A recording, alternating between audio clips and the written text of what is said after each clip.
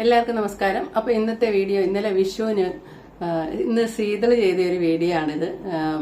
പരസ്യമായിട്ട് പബ്ലിക് പ്ലേസിൽ പുരുഷന്മാരെ പോലെ അല്ലെ പബ്ലിക് പ്ലേസിൽ ഒന്ന് മൂത്രം ഒഴിച്ചാൽ എങ്ങനെയിരിക്കും? അതാരാണ്? സ്ത്രീകളുടെ സ്വാതന്ത്ര്യം അങ്ങോട്ട് സ്ത്രീകൾക്ക് പൊതുവെ അങ്ങോട്ട് യുദ്ധം ചെയ്ത് പുരുഷന് മേലെ സ്വാതന്ത്ര്യമായി അങ്ങനത്തെ ഒരു രീതിയായി. കുറെ വർഷങ്ങൾക്ക് മുന്നേ പുരുഷ മേധാവിത്വം, സ്ത്രീയെ അടക്കി ഭരിക്കുക, നമുക്കൊരു വീടിന്റെ മുൻവശത്തോട്ട് പോലും ശരിക്കും പറഞ്ഞാൽ സ്ത്രീകൾക്ക് വരാൻ ഒരിതില്ല. വീട്ടിലാരേലും ഒക്കെ വന്നാലും സംസാരിക്കാൻ, നമ്മൾ അടുക്കള ഭാഗത്ത് നിൽക്കുക, ഫുഡിന്റെ കാര്യത്തിലാണെങ്കിലും കംപ്ലീറ്റ് നമുക്കൊരു പാർഷ്വാലിറ്റി ആയിരുന്നു സ്ത്രീകൾ എന്ന് പറഞ്ഞാൽ. അങ്ങനെ നമ്മൾ ഒത്തിരിയും അനുഭവിച്ചിട്ടുണ്ട്. പക്ഷെ അവിടെ നിന്ന് സ്ത്രീകൾ അങ്ങോട്ട് യുദ്ധം ചെയ്ത് ദേ കിടക്കുന്നു. ഇപ്പൊ പുരുഷന്റെ ഒപ്പം ഒന്നും അല്ല, പുരുഷന്റെ മേലേന്നും പറയാമല്ല, അതുക്കും മേലേന്ന് പറയുന്ന ഒരു അവസ്ഥയിൽ എത്തിയിട്ടുണ്ട്. അപ്പം പബ്ലിക് പ്ലേസിൽ മൂത്രം ഒഴിച്ചു എന്ന് കാണും. പബ്ലിക് പ്ലേസിൽ നിന്ന് മൂത്രം ഒഴിക്കാൻ വലിയൊരു കൊതിയാ.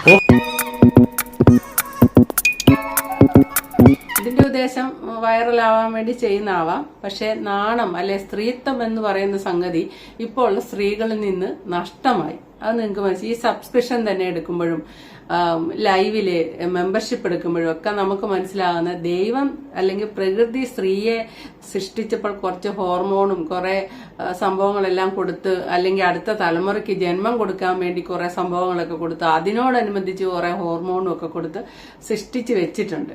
അതിനെതിരെ, അതായത് ആ ഒരു സ്ത്രീത്വം എന്ന സംഗതിയെ നഷ്ടമായി സ്ത്രീകൾക്ക്. ഇപ്പൊ ഇവര് യുദ്ധം ചെയ്ത് സമരം ചെയ്ത് എന്തൊക്കെയോ നേടിയെടുക്കുന്നുണ്ട്. ഈ നേടിയെടുക്കുന്നതിന്റെ അവസാന വാക്ക് എന്താണെന്ന് ചോദിച്ചാൽ, ഇവർക്ക് വളരെ വിലപിടിപ്പുള്ളൊരു ലൈഫ്, ആ ഒരു വിട്ടുവീഴ്ചകളും പരസ്പര വിശ്വാസവും ഒക്കെ ആയിട്ട് അങ്ങനെയല്ലോ ഒക്കെ ആയിട്ട് പോകുന്ന ഒരു വളരെ വിലപിടിപ്പുള്ള ഒരു ലൈഫുണ്ട്, ഒരു ദാമ്പത്യം. ഇനി അടുത്ത തലമുറയ്ക്ക് ജന്മം കൊടുക്കുക എന്ന് പറഞ്ഞാൽ അതും ഒരു വലിയ പുണ്യമായ കാര്യമാണ്. അങ്ങനെ ആ കാര്യങ്ങളൊക്കെ നിഷേധിച്ചു. അങ്ങനെ ഒരു വളരെ നല്ലൊരു ജീവിതം ഇവര് നിഷേധിക്കുകയാണ് ചെയ്യുന്നത്. അതിന്റെ അവസാനമോ ഇപ്പൊ തന്നെ ഒറ്റ കുട്ടികൾ. ഒരു കാലത്ത് നമ്മൾ പുരുഷന്മാര് പെണ്ണ് കാണാൻ നടക്കും. 40-50 പെണ്ണ് കണ്ടിട്ടും അവന്മാര് ചോയ്സാണ്, അവന്മാർക്ക് ഇഷ്ടപ്പെടുന്നവരെ കിട്ടുള്ളൂ.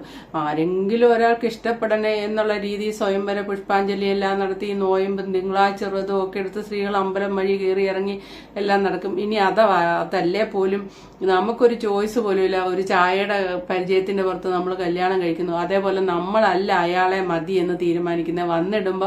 വന്നിരുന്ന് ചായ കുടിച്ചേച്ച് പോകുന്ന അയാൾ കുടിക്കുവോ വലിക്കുവോ എന്നൊക്കെ മാത്രമേ അന്വേഷിക്കുള്ളൂ. വേറെ അയാളുടെ സ്വഭാവം ഒന്നും അന്വേഷിക്കുകയില്ല.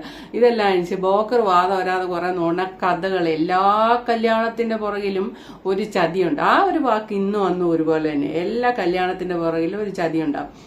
ഇങ്ങനെ ബോക്കർ പറയുന്ന കുറെ വർണ്ണനകളിലൊക്കെ വീണ് അങ്ങ് കല്യാണം കഴിച്ച് പോകുന്നു. ആ കല്യാണപ്പന്തലിൽ വെച്ച് അച്ഛനെയും അമ്മയൊക്കെ കെട്ടിപ്പിടിച്ച് ശരിക്കും പറഞ്ഞാൽ കരയുന്നതിനെ എല്ലാരും കളിയാക്കാറുണ്ട്. ശരിക്കും കരച്ചിൽ അവിടുന്ന് സ്റ്റാർട്ട് ചെയ്യുവാണ് ചെയ്യുന്നത്. അതാ നമ്മുടെ വീട്ടിൽ നിന്ന് നമ്മൾ അങ്ങോട്ട് ഇറങ്ങിപ്പോയി കഴിയുമ്പോൾ പിന്നീട് നമ്മൾ രാജകുമാരിയായിട്ട് സിംഹാസനത്തെ ഇരിക്കും എന്ന് പറഞ്ഞൊരു പോക്കാണ്.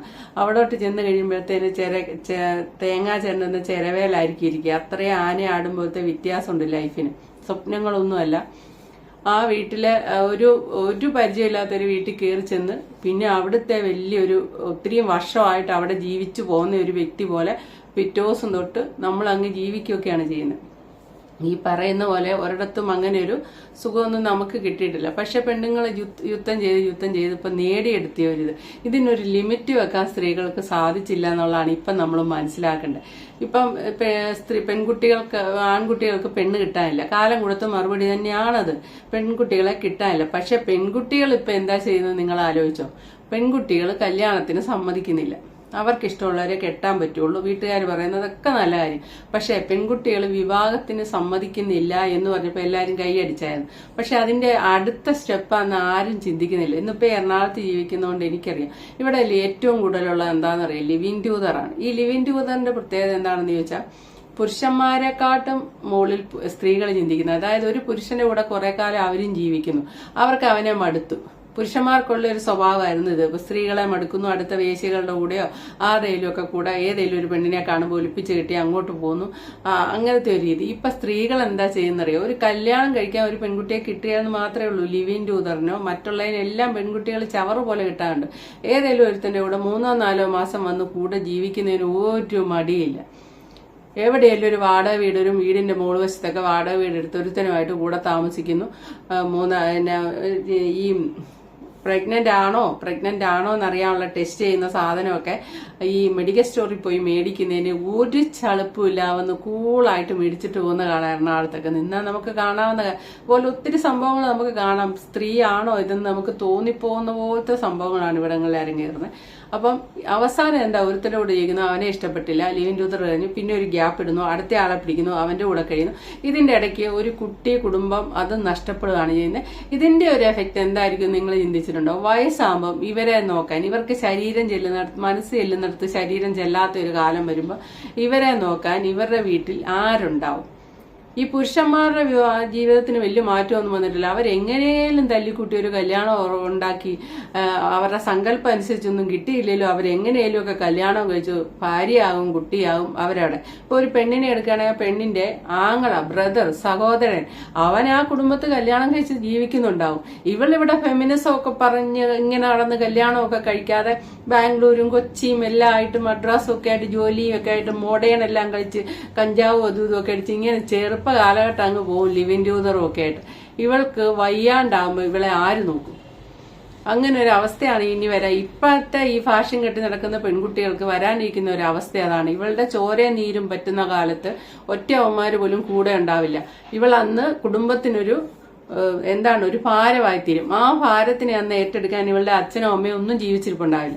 ഇവളുടെ സഹോദരൻ മാത്രം ഉണ്ടാവും. അന്ന് സഹോദരന്റെ ഫാമിലി വലുതായിട്ടുണ്ടാവും, ഭാര്യയുണ്ട്, കുട്ടികൾ വലുതായിട്ടുണ്ടാവും, കുട്ടികളുടെ മാരേജ് ഉണ്ടാവാം, ഇതെല്ലാം ഉണ്ടാവും. ഈ ഒരു ഭാരത്തെ ചുമക്കാൻ ആ സഹോദരൻ തയ്യാറാവില്ല. അപ്പൊ ഇവക്കാരുണ്ട്? അന്ന് ഇന്ന് വൃത്തസാനം പോലെ ഇന്നത്തെ പെൺകുട്ടികളെ അന്ന് താമസിപ്പിക്കാൻ വേണ്ടി വേറെ എന്തെങ്കിലും പേരിട്ട് സാധനങ്ങൾ കണ്ടുപിടിക്കേണ്ട അവസ്ഥ തന്നെ വരും. കല്യാണം കഴിച്ച് ജീവിക്കാതെ വളരെ വിപ്ലവകരമായ മാറ്റം എന്ന് പറഞ്ഞു. പിന്നെ ഇപ്പൊ ഈ ലൈവിലൊക്കെ ഇപ്പൊ പെൺകുട്ടികള് ശരിക്കും പറഞ്ഞാൽ ഇവളുമാരുടെ ആഡംബരമില്ല അല്ലാതെ അധ്വാനിച്ച് ജീവിക്കാൻ തയ്യാറാണെങ്കിൽ ഇഷ്ടം പോലെ ജോലി കിട്ടാനുണ്ട്. ഈ 10-20 രൂപ ശമ്പളം, 25 രൂപ ശമ്പളം, സെയിൽസുകളായിട്ട് പോയ 15 രൂപ ശമ്പളം, ഇങ്ങനെയൊക്കെ കിട്ടുള്ളൂ. പക്ഷെ വളരെ ഒതുങ്ങി കഴിയണം. പക്ഷെ ഇപ്പോഴത്തെ ഈ മേക്കപ്പ് സാധനങ്ങളും ആഡംബരമായ ഡ്രസ്സും ഒക്കെ മേടിക്കാൻ, ഈ തുണികൾക്കൊക്കെ ആണെങ്കിലും വില കേട്ടാൽ നമ്മൾ ഞെട്ടിപ്പോ. അതുപോലത്തെ വിലകളുണ്ട് തുണികൾക്ക്. അതെല്ലാം ഇങ്ങനെ ആഗ്രഹിച്ച് മേടിക്കുന്ന ശരീരം പ്രദർശന വസ്തുവാണ്, അല്ലെ ശരീരം ആർക്കെങ്കിലും കൊടുക്കണം. ഇത് തന്നെ മാറ്റുള്ളൂ. ഇപ്പൊ കുറെ എണ്ണം ഇപ്പൊ സബ്സ്ക്രിപ്ഷൻ അത് ഇത് എന്നൊക്കെ പറഞ്ഞ് ശരീരം പ്രദർശിപ്പിക്കുക, അല്ലെ കാല് കാണാന്നല്ല, കാലിന്റെ ഫോട്ടോ അയക്കുന്നു, അവിടെ വയറ് കാണാന്നല്ല, അപ്പൊ വയറ് കാണിച്ചു കൊടുക്കുന്നു. ഇങ്ങനെ ഈ എല്ലാവരും അങ്ങ് വഴിച്ചിട്ട് കാണിച്ചു കൊടുക്കുക. ഈ കാണിച്ചു കൊടുത്ത് കാശുണ്ടാക്കുന്നവൾ ആ കാശ് വെച്ച് സ്വന്തം കൊച്ചിനെ വളർത്തുമ്പോൾ ആ കൊച്ചു വളർന്നു വന്നു കഴിയുമ്പോൾ അവൻ സ്കൂളിലോ കോളേജിലോ എത്തി നിൽക്കുമ്പോൾ അവന്റെ തൊട്ടിപ്പുറ നിൽക്കുന്ന കൂട്ടുകാരൻ ഇവന്റെ അമ്മയുടെ വയറും കാലും ഒക്കെ എടുത്ത് അവൻ മൊബൈലിൽ കാണുമ്പോൾ ഇവൻ അടുത്ത് നിൽക്കുമ്പോൾ ഉണ്ടാകുന്ന ഇവന്റെ ഒരു അവസ്ഥയൊന്ന് ആലോചിച്ച് നോക്കി. കാശ് ഏത് വഴിക്കും ഉണ്ടാകാം. ഇതൊക്കെ അറിഞ്ഞു തന്നെയാണ് പഴയ ആൾക്കാരുടെ അഭിമാനം. ഉയിരിനും മീതെയാണ് അഭിമാനം എന്ന് ഏത് സ്ത്രീ ഓർക്കണം. ജീവനേക്കാൾ വലുത് അഭിമാനത്തിന് കൊടുക്കണമെന്ന്, സ്ത്രീകൾ പ്രത്യേകിച്ചും കൊടുക്കണമെന്ന് നമ്മുടെ ഓരോ ഐതിഹ്യങ്ങളിലും കഥകളിലും ഒക്കെ പറയുന്ന കാര്യം. ഇന്ന് സബ്സ്ക്രിപ്ഷൻ നടത്തി അങ്ങനെ മുണ്ടും ബ്ലൗസും ഇട്ടുകൊണ്ട് വന്ന് അരി അരയ്ക്കാവോ, അരകല്ലൽ അരയ്ക്കാവോ, അല്ലെ അത് ചെയ്യാവോ, കുതിരയെ കുളിപ്പിക്കാവോ, കാറ് കഴുകാവോ എന്നൊക്കെ ചോദിക്കുമ്പോൾ എന്തോ ഒരു ആവേശം. എന്റെ ശരീരം കാണാൻ എത്രയോ ആയിരങ്ങളാണ് കൊതിച്ചിരിക്കുന്നത്. അല്ലെങ്കിൽ എന്റെ കഷം കാണാൻ വേണ്ടി എത്ര പേരായിരിക്കും നിമിഷ വിജയ പറയുന്നത്. ഇത് പറയുമ്പോൾ ഈ സ്ത്രീകൾ എന്താ വിചാരിച്ചിരിക്കുന്നത്? നിമിഷ വിജയ ഓർക്കുന്ന പുള്ളിക്കാരിയുടെ സൗന്ദര്യത്തിൽ മയങ്ങിയാണ്. ഒരിക്കലും അല്ല. സ്ത്രീ ആയാൽ മതി ആണുങ്ങൾക്ക്. ഈ പറയുന്ന ഈ കാണണമെന്ന് പറഞ്ഞ ഒറ്റ അവന്മാര് ഇവരെ ആരെങ്കിലും കല്യാണം കഴിക്കുമോ? ഒരിക്കലും ഇല്ല. ഈ കേരളത്തിലെ പുരുഷന്മാരുടെ സങ്കല്പം ഈ മോഡേൺ ആയതും തുണിയിൽ നടക്കുന്ന എല്ലാ സ്ത്രീകളെ അവർക്ക് കാണാനേ ഇഷ്ടമുള്ളൂ. കല്യാണം കഴിച്ചവര് വീട്ടിൽ കൊണ്ടുവരാൻ വേണ്ടി മോഹൻലാൽ അവതരിപ്പിച്ച 6-ാം തമ്പുരാന്റെ ഉണ്ണിമായ കഥാപാത്രം നിങ്ങൾ ഓർക്കുന്നില്ല? അതിന്റെ അകത്ത് ഉണ്ണിമായ ആയിട്ട് അഭിനയിക്കുന്ന ശാലീന സുന്ദരിയായ മഞ്ജു വാര്യരെയാണ് മോഹൻലാൽ ജഗന്നാഥൻ കല്യാണം കഴിക്കുന്നത്. പക്ഷെ ബെസ്റ്റ് ഫ്രണ്ടായ പ്രിയാരാമൻ മോഹൻലാലിനെ ആഗ്രഹിക്കുന്നുണ്ട്. മോഹൻലാൽ കെട്ടിയോ? ഇല്ല. ആണുങ്ങളുടെ സങ്കല്പം ഏകദേശം അങ്ങനെയാണ് ഇപ്പോഴും. അവരത്രയും കുലീനത്തെയും ലാളിത്യവും ഒക്കെ ഉള്ളവരെ കെട്ടാനേ ആഗ്രഹിക്കുള്ളൂ. ബാക്കിയെല്ലാം അന്യവന്റെയാണ്. അവർക്ക് നയനസുഖം കിട്ടാൻ വേണ്ടി കാണണമെന്ന് പറയും. സ്ത്രീകൾ ഇതൊന്നും മനസ്സിലാക്കാതെ ഇപ്പോഴത്തെ തലമുറയിലെ സ്ത്രീകൾ വൈറലാകാൻ വേണ്ടി അടച്ചു വെക്കേണ്ട ശരീരഭാഗങ്ങൾ മുഴുവൻ തുറന്നു കാണിച്ചിട്ട് വിൽപ്പനയ്ക്ക് വെച്ചിട്ട് ഫോർ സെയിൽ ബോർഡ് ഒട്ടിച്ചു വെച്ച് വിൽപ്പന നടത്തിക്കൊണ്ടിരിക്കുക. ഈ വിൽപ്പന നടത്തി ലക്ഷങ്ങൾ സമ്പാദിച്ചവരുടെ അടുത്ത സ്റ്റെപ്പ് നമുക്ക് കാണാൻ സോഷ്യൽ മീഡിയയിൽ വളരെ ദയനീയമായിരിക്കും. മക്കളുടെ വായിൽ നിന്ന് കേൾക്കാൻ ഒരിക്കലും പാടില്ലാത്ത കാര്യങ്ങൾ കേൾക്കേണ്ടി വരും. അന്ന് ഭൂമി വളർന്ന് താഴോട്ട് പോയാൽ മതി എന്ന് തോന്നിയ ഒരു അവസ്ഥയിലെത്തും. കാരണം മക്കളും തള്ളയാണല്ലോ, കേൾക്കുമ്പോൾ അറിയാം അതിന്റെ ഒരു സുഖം. ഏതായാലും ഇപ്പൊ ഈ വിഷുവിനൊക്കെ കണ്ട ഒരു കാഴ്ചയാണിത്. പരസ്യമായിട്ട് പൊതുസ്ഥലത്ത് മൂത്രമൊഴിക്കുക. ഈ വീഡിയോയിലൂടെ നിങ്ങൾ മനസ്സിലാക്കേണ്ടത് വിപ്ലവകരമായ ഒരു മാറ്റമാണ് കേരളത്തിൽ സ്ത്രീകൾക്കിടയിൽ നടന്നുകൊണ്ടിരിക്കുന്നത്. സമത്വത്തിന് വേണ്ടി യുദ്ധം ചെയ്ത് ഇപ്പൊ സമത്വമൊക്കെ കഴിഞ്ഞ് അതൊക്കെ മേലെ പുരുഷനൊക്കെ എത്രയോ മേലെ സ്ത്രീകൾ എത്തിക്കഴിഞ്ഞു. ഇനി നമ്മൾ ഇങ്ങനെയുള്ള കഥകളല്ലേ ഇപ്പൊ അങ്ങനെ പൊങ്ങി പോവാ. ഇനി ഏതൊരു രാജ്യങ്ങളുടെ കാര്യം പറഞ്ഞാൽ പോലും വളർച്ച എത്തി അങ്ങ് മുകളിൽ എത്തിക്കഴിഞ്ഞാൽ കീഴോട്ട് വരുമെന്ന് കേട്ടിട്ടുണ്ട്. അതേപോലെ ഇതിപ്പോ വല്ലാതെ അങ്ങ് മുകളിൽ എത്തിയിട്ടുണ്ട്. കാരണം ഫെമിനിസം തലയ്ക്ക് പിടിച്ച് വല്ലാതെ അങ്ങ് മുകളിലെത്തി. അപ്പൊ ഇനി ഇത് താഴോട്ട് വരുന്ന ഒരു കാലം കൂടെ കാണാൻ അധികം താമസിക്കാതെ. അപ്പൊ okay, thank you for watching. അടുത്ത വീഡിയോ കാണാം.